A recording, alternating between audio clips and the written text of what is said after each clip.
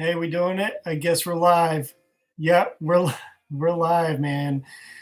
I haven't done it on the computer yet. I've only been doing it on my phone, putting up these videos. And I started this morning. I tried doing a video this morning and recorded it, and the song that I had in there actually had copyright. Uh, that I couldn't use it, so they didn't allow my video to upload. I was pretty busy this morning. I got my kids off to my mom's place, and then I got a call from the school to pick up their educational packets at the school. So I ended up going back to the school, picking up their stuff, bringing it back to my mom, and then I got done that, and then I had to go meet up with my staffer to check the next job, get him started on the next job. So I didn't really get a lot done until I got home about 12:30 or so, and then I recorded my video. I waited a couple hours for the video to upload after I recorded it, and then it denied it after all that. So I didn't really get to put a video out today. So it was really disappointing, really sad. But I got to resort back to my office, and you can see my office is full of hockey gear back on my left-hand side over here.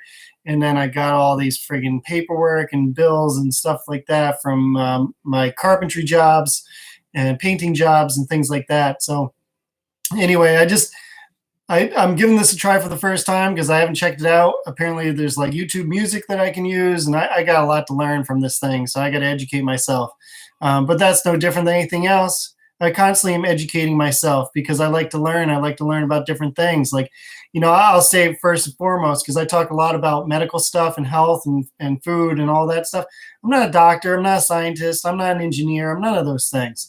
I've learned from those people that have posted the information, the documents, that have done the research. They put that stuff out there. So for people like me who didn't go to school, I can grab that information and learn something. It's no different than learning from politics. Just because we, read an article from the New York Times or Washington Post, and we do that every day, that doesn't make us a politically savvy politician. It makes us knowledgeable, right? It doesn't make us a professional, but it makes us pretty good. It doesn't mean we're not smart. It's like we all have a brain, right? We're all, we all can put that two and two together. Like, the problem with society today is that we're so reliant on, saying, hey, I got a degree in something. And it's like, okay, it's not that I don't respect the degree. And people spend a lot of time going to school, and I went to school. I went to college. I went to college for hospitality management. And it's not a big, like, getting my doctor, getting my lawyer's license, get, an engineer, that type of job, or an architect or anything like that. I didn't go to school for 4 years or 10 years or however long some people go to school and grad school and master's degrees and all that stuff. But it doesn't make me stupid. You don't have to go to school to be smart. Like, if people don't, I really, it bothers me when people say, like, you're not this, or you're not this label or that label. It's like, yeah, but there's libraries, right? Like, there's books, there's the internet, there's ways to learn. You can't learn. Like, you stop learning. The Greeks didn't have any of this stuff, or just society before like 1800s really didn't have colleges and things like that. Like, your education depended on you and maybe the community that you lived in, but it wasn't like formal government education, and so I've learned a lot just from reading from other people and what other people have found and what they've researched and things like that. Like, Homer's Iliad and the Odyssey. It's like, how did he write that? He didn't go to school. Did he? Did he go to school? I don't know. I don't know if he went to school, but how did he learn how to write like that? Like, how did Socrates learn how to speak and talk and say the things that he said, back in the day? Yeah, he learned from certain people. He did a lot of sculpture stuff, and that's how he grew up. But he didn't go to like Harvard, to get his whatever degree. He learned by learning from other people and reading books and educating himself. That's how you get smart. You don't get smart because you go to school. You get smart because you want to learn. If you want to learn something, you can learn anything you want to. So I can learn this YouTube stuff too. Like, I want to learn how to do the music with it, because apparently there's YouTube music that I can put together. And so anyway, I'm resorting to this for now until I learn this thing, so that I can kind of go back and forth between the phone and this. But anyway, I want to get to my content today, because this virus thing is really, it's really bothering me, because the facts are that it's not that deadly. It's not a deadly disease. Like, it's not a deadly virus. It's not the bubonic plague. And I keep saying that because it's not. It's something that is a 2% to 3% death rate with people that have immune disorders and elderly people. So those are the people that need to be quarantined. Those are the people that need to be inside. Those are the people that need help with their groceries. They need help with their everyday lifestyle. Those are the people that should be inside and should be quarantined. To quarantine the rest of society because of a small group of people is absolutely asinine, in my opinion. We're stopping everything. There's nobody flying.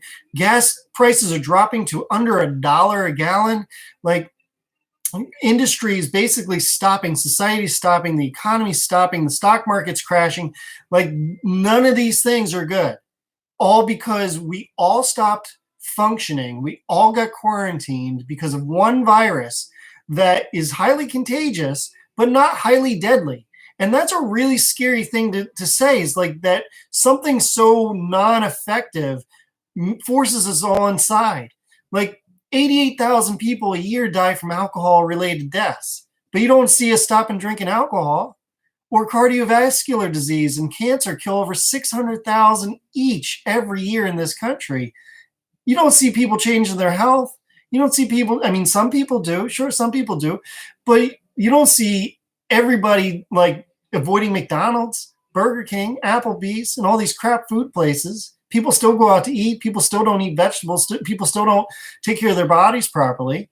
And as I've learned, it really comes down to being properly hydrated, which is why I got this water machine, because having the right water in your body, when you're 75% water in your body and 85% water in your brain, obviously water is a huge component of who we are. It's a huge component of this earth.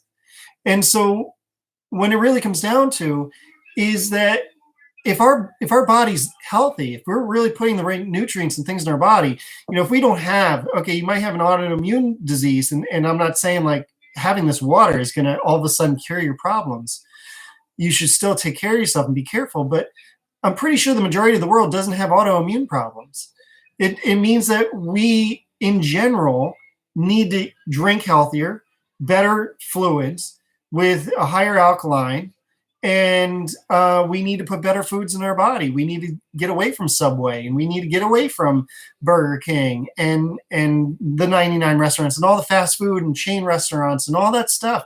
It's like, that stuff ain't healthy for you. And if it is, like, the food portions, like as far as the vegetable portion, you get that vegetable on your plate, it looks awful. There's nothing appetizing about the vegetables that people give you. Like, I used to work for, what the heck was the name of the restaurant that I worked for?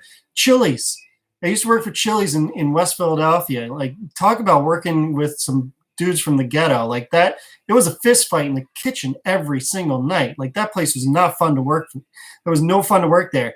Our Alfredo sauce came in a plastic bag that we heated up in the microwave.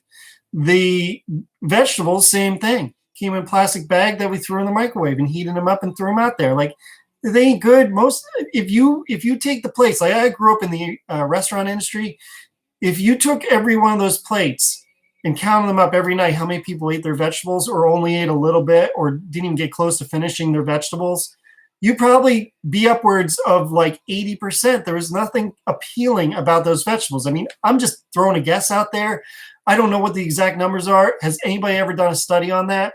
Because to me, it's like, if you're going to serve anything, it doesn't matter what it is, you're going to serve a steak, a burger, chicken, vegetables, tofu, doesn't matter. You make it worthwhile. Otherwise, you're just throwing food away. And what's the point? What's the point for throwing food away when you got hungry people in the world? You might as well serve something that's worth serving, not just throwing crap out there. Anybody can make crap, and that's what we got. We got crap everywhere. So you wonder why we're sick. You wonder why we have so much cancer and cardiovascular disease and all these issues that we never had before. Gluten problems, lactose problems, all this stuff, right? And why is that? And I'm learning more and more that a lot of it's because of our poor hydration. A lot of it's from poor health. And what's going to keep us from getting viruses and bacteria? Better health. So I'm not trying to like doctor you into this whole scenario like I'm some magic doctor that knows something. I don't know crap. I've just studied this stuff. I'm just learning from other people. And because of that, I'm able to educate myself and be open-minded enough to research what I know and what I don't know so that I can make the right decisions. And isn't that what it comes down to? Making the right decisions when it's really tough to, in a time of crisis, to make good decisions. And it's like, man, I just want people to have a little more common sense.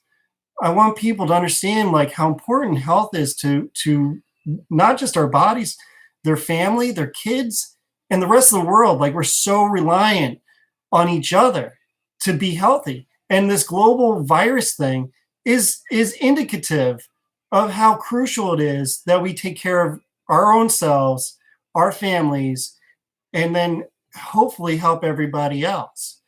Because if everybody's on the right page and being healthy and eating the right foods, this doesn't become as much of a problem. So I got something that really bothers me about this whole China thing, because they're lying to us. I mean, there's no question that we don't know what the truth is. They had a doctor that came out that spoke out about the truth of what's going on and that there is an answer, there is a cure, how contagious this thing was back in December. And now this guy has since been silenced. He's disappeared. We can't find this dude. So what is the truth? Well, remember when the NBA had that huge tiff because the GM from the Houston Rockets, Daryl Morey, he stood up with the Hong Kong protesters, right? He sent out a tweet in support of the Hong Kong protesters, and the NBA had a conniption, and so did LeBron James and other superstars. And why? They sided, those superstars in the NBA sided with the Chinese government. Are you friggin' serious? I mean, at the time, that was bonkers to me. And obviously it makes sense because LeBron makes his shoes over there for $4, paying somebody $4 a day to sell his $200 pair of shoes, $300 pair of shoes, and his jerseys, and everything else that Nike sells that's from over there, right? And Reebok and whoever else that makes their products over in China. So of course they're going to side with the Chinese government, because look at the reaction of the Chinese government, even though the NBA players said, oh no, we condemn Daryl Morey's, tweet. We don't stand with the Hong Kong protesters. We stand with the tyrannical dictatorship Chinese government. Now I want to know, with what we're going through right now, what these millionaires who've made their money off the backs of taxpayers, what they think now about this Chinese government that's lying to us, that's crippled our country and stopped their NBA games, how they feel about that. So I want to know. I'd like to talk to LeBron James and ask him myself. I would. I'd like to sit down and have a conversation and see what he would say. I want to talk to the NBA and be like, dude, what's up? Where do you guys stand on this issue now? Do you still stand with the Chinese government? Because back in October you did. You blasted Daryl Morey for what he had to say, which was right, because the Hong Kong protesters are standing up for their own liberty, standing up for their own self-reliance, trying to break away from the tyrannical rule, the communist rule of China that's been that way for how long? For crying out loud. I played the song this morning that wasn't allowed to be played, which is totally absurd, but it's by the Beatles. So I understand there's copyright stuff with the Beatles, and it's called their song from the White Album, Revolution 1. And in that song, it says, and if you go carrying pictures of Chairman Mao, you ain't going to make it with anybody anyhow. And that's where we're at. We got Chinese communists in this country ourselves right now that are siding with the Chinese government and helping spread this misinformation about the whole thing and lying to the American people and scaring the shit out of us. And guess who's jumping on board? The mainstream media, like they have the whole time. Seriously, like, what is being done about this? Nothing. No one's looking at them, because they're not looking at themselves, because they have a global monopoly on the news. They're no different than Chinese propaganda, because that's what they're selling. That's what they're pushing. And that's what they convince their viewers of. And their viewers just say, oh, well, it's not Fox News. Fox News is the propaganda station. There's only one. There's only one conservative news station, and that's Fox. There's 6 liberal propaganda stations, or maybe there's 6, maybe there's more, plus newspapers and magazines. So you're not getting 2 sides, you're only getting one side. And when you only read that one side, that's the only side you're going to talk about, because you don't know what the other side is talking about. You think you do, but you're only getting half truth because they cut a lot of stuff out. So the fact is, we need to come up with an answer here. And it's crazy because I'm sitting on the answer. Me and a million plus others are sitting on an answer. It's right in my bathroom. It's a friggin' water machine that the Japanese made. This Japanese fellow, 1974, created this thing. I still can't believe that. In Japan, they call it a medical device. That's how it's labeled. In the US, they can't label it. They don't want to label it. The FDA does not want to approve it. Why? Because it friggin' helps people. Unlike McDonald's and Coke, which makes you sick. So they can't give you something that makes you healthy, right? They give you alcohol. No problem giving you as much alcohol as you want, but no marijuana. God's plan. Like, that don't make no sense. So stuff is screwed up. And until you start questioning it, until you start asking why, what, who, where, when, all those questions that you're supposed to ask as a student when you're growing up in the education system, they ask you to be curious. All those questions you're supposed to be asking, where are those questions now? You don't question your media? You don't question where you get your information? I question the people that I follow with this water stuff. Damn straight I do. Because I don't trust anything. Not 100%. I got to research it. I got to know who to trust and where I'm getting my information from. So that's why I watch Dan Bongino, because I know that I'm getting truth from him every single friggin' day, because he has been on it since day one. He swears by it. He's a God-following dude. I follow God too. Maybe not in the same ways he does, but maybe I do. I don't know. That's not important. The important part is that he swears by the truth and nothing but the truth. And if you think he's wrong, prove him wrong. That's where he stands. So if there's anything that he says that's not true, you tell him. Try to tell him that he's wrong. Try to give him information that proves that he's wrong. He's willing to listen to that, and so am I. Because the bottom line is truth is what matters. All this BS outside of that doesn't matter. So what is this virus? Where did it come from? Who created it? And I don't care as much about who created it as to why we don't know the truth about it and how to cure it. I was also shared an article today that from my mom, who found that they did come up with a temporary solution. They think that was found in a drug, a hypochlorite or something like that, some sort of chemical drug makeup that apparently kills the virus. I don't really know. But what I do know is hypochlorous acid electrified kills it 100% better than bleach and ammonia. It's really it's greater than 99.999%. So that's what we could be using, but we don't have these machines out in abundance where only 0.5% of Americans have this machine. So we need to get that out there. We need to spread this information, because the machine creates the cure to this thing, because it's a lung, throat, and respiratory problem. And this hypochlorous acid will kill this virus. It will kill this bacteria. So we need to get this into the hands of people. People are buying out toilet paper, food.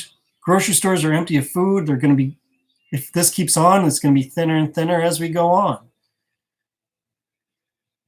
And hand sanitizer, because people are trying to keep their hands clean, and soap. So people bought up all this hand sanitizer and soap and left none for anybody else. So now we got a bunch of people who aren't hand sanitized, who don't have soap to clean their hands to keep the virus and the bacteria down. Is that good? That ain't good. We got people coming in from cities, because the cities are losing their minds right now, because the police aren't arresting criminals, because it's too petty and they don't want to put the criminals in prisons. Now that doesn't make much sense to me at all. They don't want to put criminals in prisons because they're concerned that the prisoners are going to infect each other with disease, like people that are murderers or on death row or whatever. They're afraid of giving these people an infectious disease, that infectious virus that doesn't kill but more than 2% of the population, 2% of those infected. That's what they're concerned. So they're going to let these guys walk free instead. That's better. And then you got politicians calling for gun control. What are you, nuts? So what's happening? People with any sense about them are bailing on the cities. You're having the largest displacement of people happening right now. People who are going to leave these cities like crazy for rural parts of the country. And what's going to happen? A lot of these people, I imagine, are going to come with infections because they're in the most populated places in the country. So they're going to be potentially infected, bringing it to the rural areas and spreading it here. All because we're locking people down. Instead of putting people that are infected, putting people that are most at risk in quarantined areas and letting the rest of society go back to work, we're quarantining everybody like this is the bubonic plague. It's insanity. So what's happening? People aren't working. Businesses and corporations are losing money and going and shutting down and going bankrupt. To resurrect the damage that we're going to sustain from this thing, it's going to be a miracle if we come back from this. I mean, honestly, I'm thankful we got Trump in office because I know that he's going to do the best he can to get us out of this, that he's going to put his friggin' hammer down and put it right to the Chinese, because he's been putting it to the Chinese since day one, got them to trade rice to China. Seriously, rice to China. Who does that? China's buying rice from us. Okay? Like, that's a big deal. So we put our foot down with China, and then they unleash this friggin' thing on us. There's more to war than just fighting with guns and tanks and weapons. This is a weapon in itself. And you know damn well that the Chinese are not our ally. They do anything to watch us crash. They're probably jumping for friggin' joy over there. Chairman Mao, thanks you for your patronage, comrade. So, with that, I just got to leave you with that. That's a lot to think about. That's a lot to digest. And I got to make sure that this recorded, because I don't even know if this friggin' worked. So I'm going to end it on that. And I hope you all have an awesome evening, awesome day. I guess what I'll do is, if this recorded and I'm able to post it on my Facebook tomorrow, I'll just do that. If this is just live, then I'm shit out of luck. So y'all have an awesome night. We'll see you.